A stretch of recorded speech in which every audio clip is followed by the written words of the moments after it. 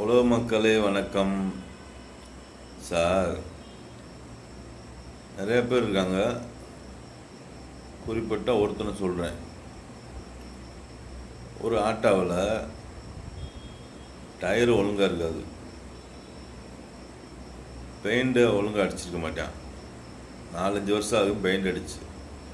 FC இருக்காது, insurance இருக்காது, permanent இருக்காது, புக்கு இருக்காது, உள்ளே உட்கார்றதுக்கு சீட் இருக்காது.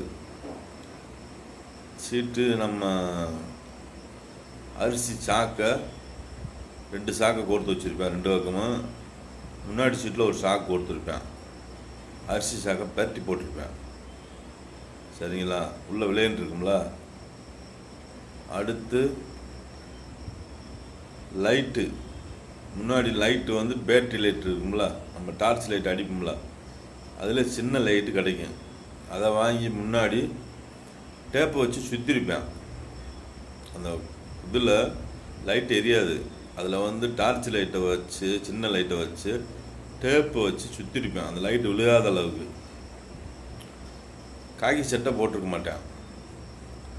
அதில் கருப்பு சிவப்பு கலரில் வண்டியில் பேர் எழுதியிருக்கேன். காவல்துறை மறிச்சாலோ ஏதாச்சும் சொன்னாலோ நான் யாருன்னு தெரியுமாண்டுவேன். புரிஞ்சா சார்? இன்னொருத்தர் இருக்கார்,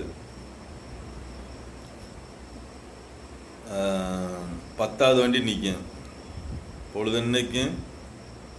அவங்க வேலைக்காரன் டிரைவர் ஓட்டுவேன், சாயந்தரம் ஓனர் வருவார். 10வது வண்டியாக நிற்கும், வந்தோடனே எடுத்து முன்னாடி போட்டு ஆள் ஏற்றுவார். இன்னொருத்தர் இருக்கார், அவர் அமமுக கட்சியில் இருக்கார். சரிங்களா? இதெல்லாம் சரியா சார்? சொல்லுங்கள் உலக மக்களே.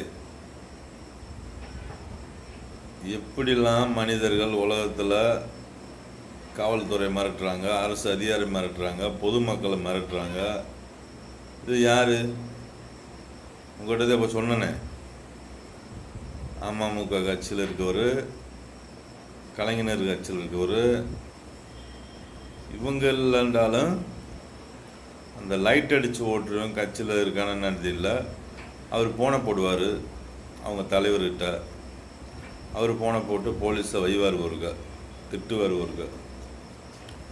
அப்போ எவ்வளோ கொடுமையெல்லாம் நாங்கள் அனுபவிக்கிறோம். காவல்துறையாக இருக்கட்டும், அரசு அதிகாரியாக இருக்கட்டும், பொதுமக்களாக இருக்கட்டும். இது போதுமா? இன்னும்